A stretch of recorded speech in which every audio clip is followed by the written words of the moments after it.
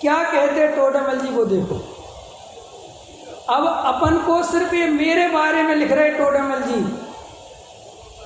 ये 7 अधिकार हैं, मैंने 7वें अधिकार में चर्चा आ रही है, वे सारे व्यवहाराभास समझा चुके हैं और ये अंत में सम्यक सन्मुख मिथ्या दृष्टि।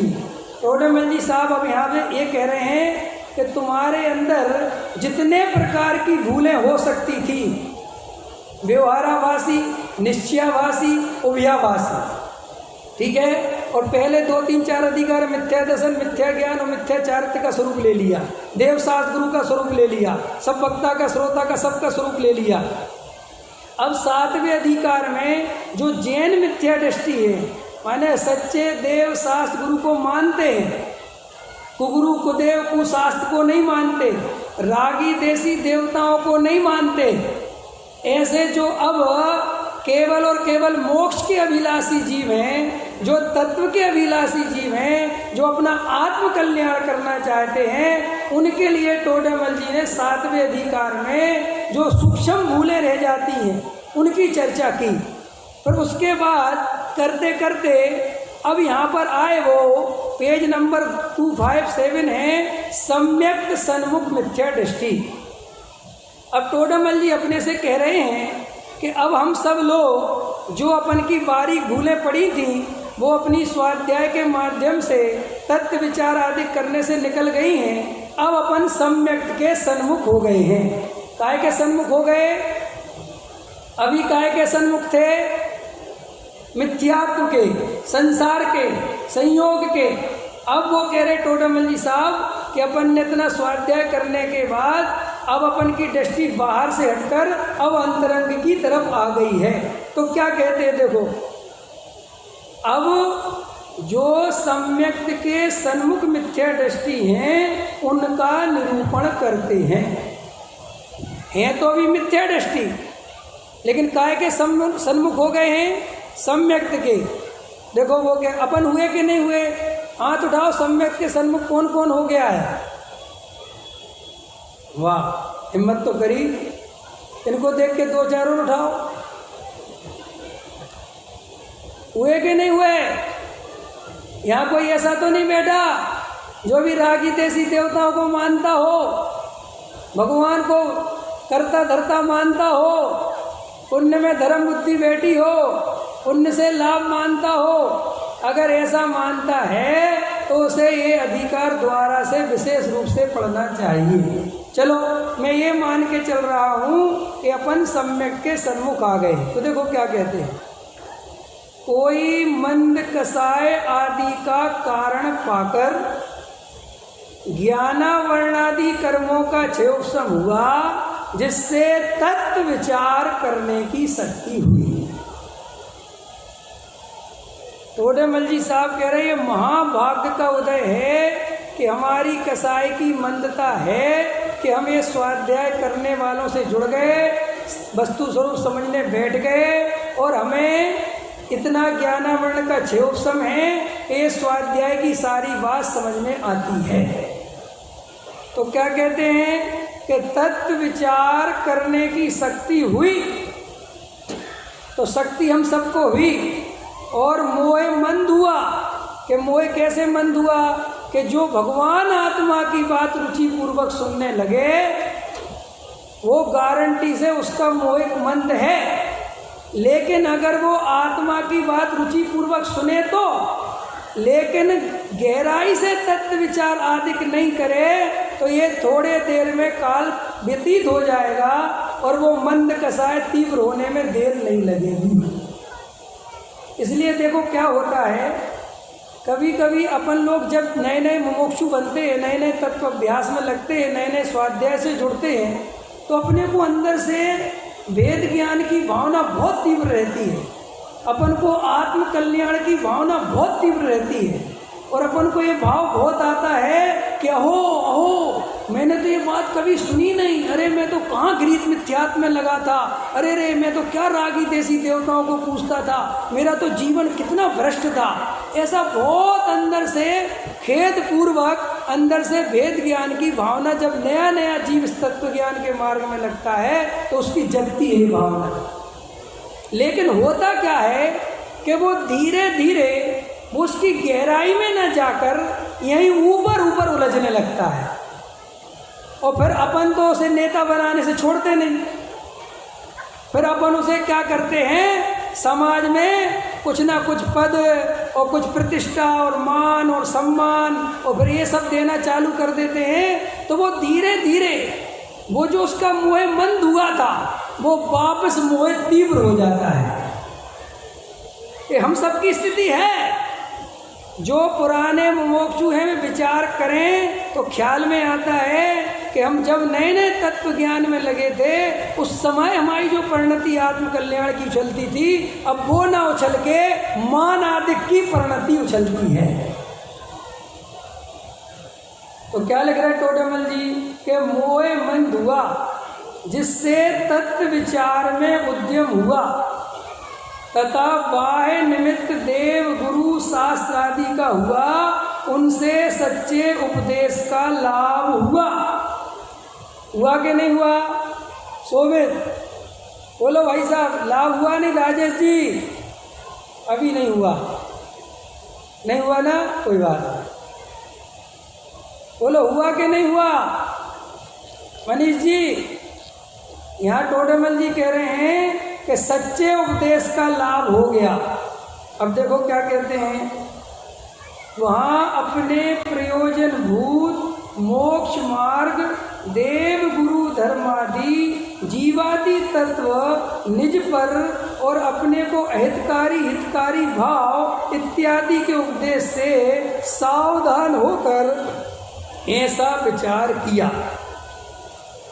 क्या प्रयोजन भूत बताया?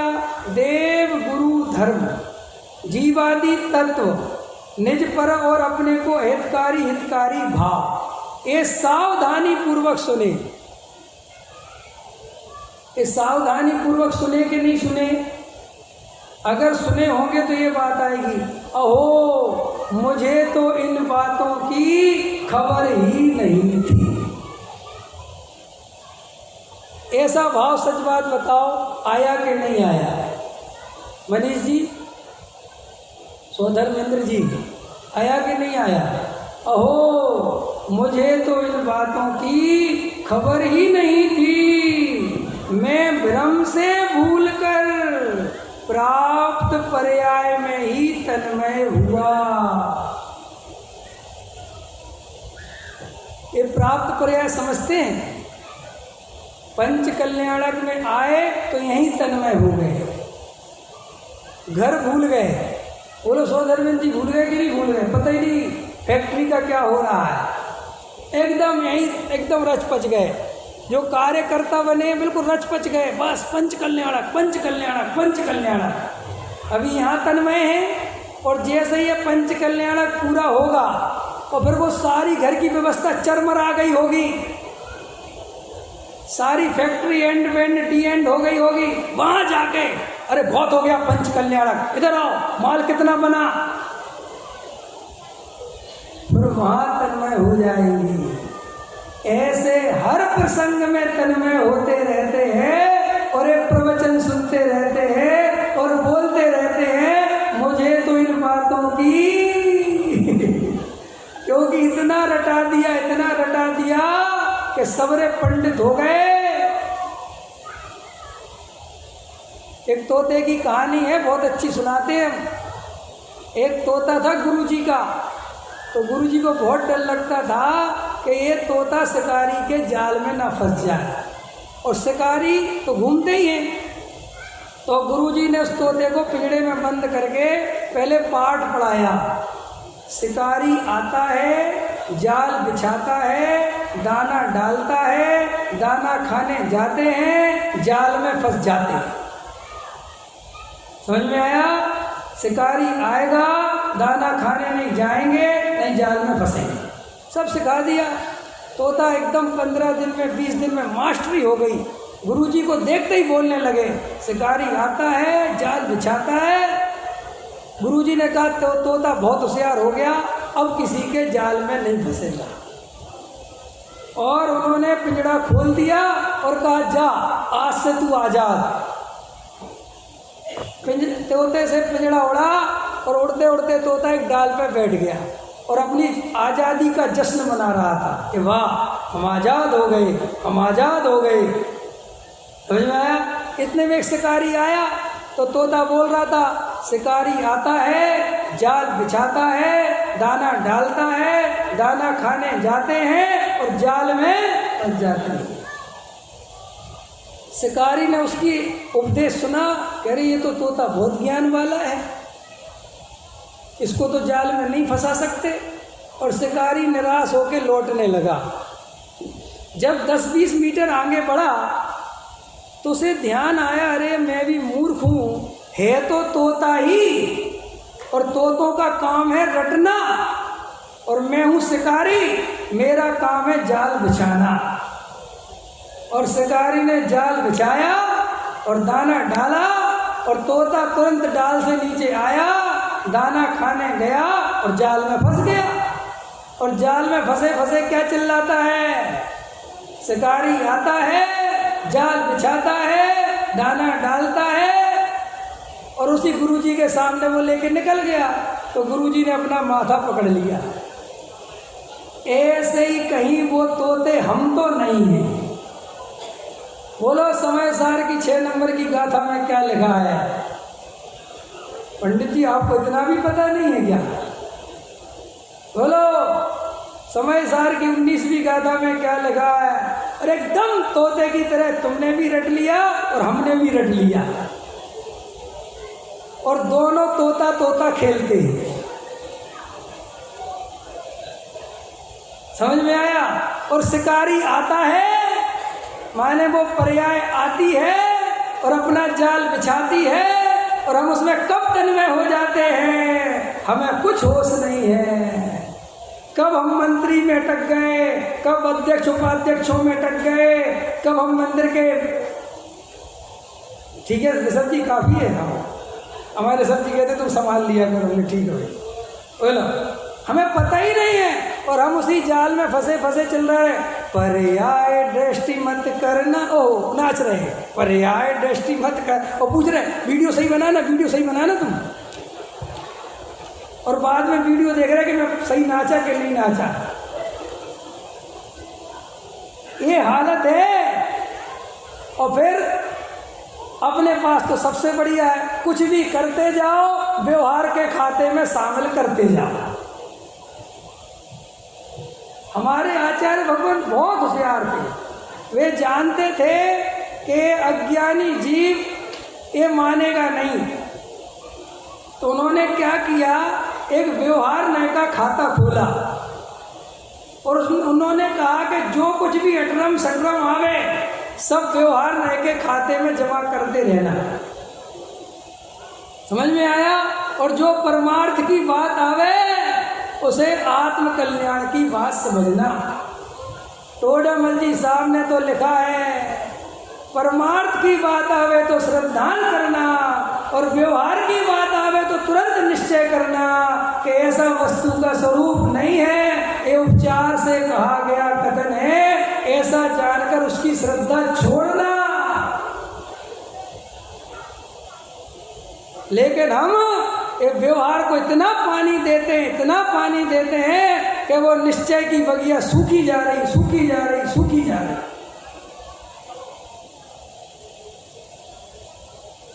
भाई साहब ये अवसर द्वारा नहीं मिलेगा, पंथ संप्रदाय से ऊपर उठ जाओ। अरे पंथ संप्रदाय से ही तो निकलकर अपन आत्मज्ञान के मार्ग में आए थे और यहीं नहीं चक्रों में फंस गए, तो यहाँ आना भी हमारा व्यर्थ चला गया। बोलो, समाज का कभी मोक्ष नहीं होता, समाजों का कभी सम्यक दर्शन नहीं होता।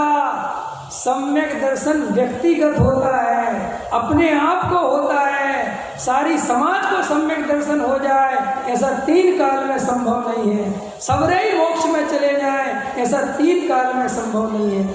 और सबसे मुद्दे की बात सुनो, जब मिथ्यात्व नाश करे बिना कोई कसाय का नाश हो ही नहीं सकता।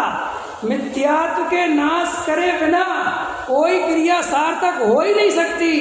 तो सबसे पहले हम सब जीवों को सारी ताकत रात और दिन केवल और केवल मिथ्यात्व के नाश में लगानी चाहिए। और देखो इसके लिए क्या लिखा टोडेमल जी ने, मिथ्यात्व के नाश के लिए, देखो तत्व विचार की महिमा। अगर आपने कभी डॉक्टर साहब की प्रस्तावना पढ़ी होगी तो डॉक्टर साहब ने इसमें क्रांतिकारी वाक्य निकाल रखे हैं। उसमें दुनिया का ये सबसे क्रांतिकारी वाक्य है, उस समय भी और आज भी। क्या कि देखो तत्व विचार की महिमा। तत्व विचार रहित देवादि की प्रतीति करे, बहुत शास्त्रों का अभ्यास करे। देवादि की प्रतीति में भक्ति वालों को नापा और शास्त्रों के अभ्यास में पंडितों को नापा। समझ में आया? और व्रतादिक पाले, तपस्चरण आदि पाले, इसमें जड़ की क्रिया वालों को नापा। समझ में आया? उसको तो सम्यक होने का अधिकार नहीं है। जो तत्व विचार रहित ये सब करे और तत्व विचार नहीं करे तो सम्यक दर्शन का अधिकारी नहीं है। और क्या लिखा? तत्व विचार सहित, संजीव जी इस तरफ नजर नहीं जा रही, विपिन जी, संजय जी, आशीष जी, ये आगे की लाइन छोड़ देते क्या दिक्कत थी भाई? ये इतना कर लेते तो बैलेंस बना रहता ना। हम तो बैलेंस वाले हैं ना सब, है? बैलेंस बनाना है कि नहीं बनाना? अपन सब बैलेंस वाले हैं कि नहीं? पूजा पाठ भी चलता रहे, स्वाध्याय भी चलता रहे, थोड़ी क्रिया भी पलती रहे, थोड़ी भक्ति पूजन भी होती रहे। क्यों? सब कुछ होता रहे ना। घर गृहस्थी भी ठीक चलती रहे, बच्चों में संस्कार भी बने रहे, मान सम्मान भी मिलता रहे, सब चलता रहे ना। थोड़ा थोड़ा एकांत नहीं होना चाहिए ना, सब बैलेंस रहना चाहिए। बैलेंस, ये जितने बैलेंस वाले हैं मैं गारंटी दे रहा हूँ सम्यक दर्शन से चूक जाओगे ये बैलेंस के चक्कर में। क्योंकि आत्मा के अनुभव के लिए सम्यक एकांत चाहिए। क्या चाहिए? गुरुदेव श्री को पढ़ना सुनना, अगर नहीं सुनते पढ़ते तो अनेकांत का ज्ञान चाहिए। और आत्मानुभव के लिए उस अनेकांत में से जो परम शुद्ध निश्चय न का भगवान आत्मा जो त्रिकाली ध्रुव विषय है उसकी श्रद्धा चाहिए, तब जाके आत्मानुभूति होती है।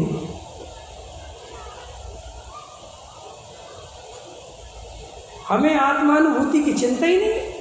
आत्मानुभूति को डाल दिया क्रमबद्ध पर्याय के भरोसे और दुकान को रखा है अपने भरोसे। तो अपन को विचार करना।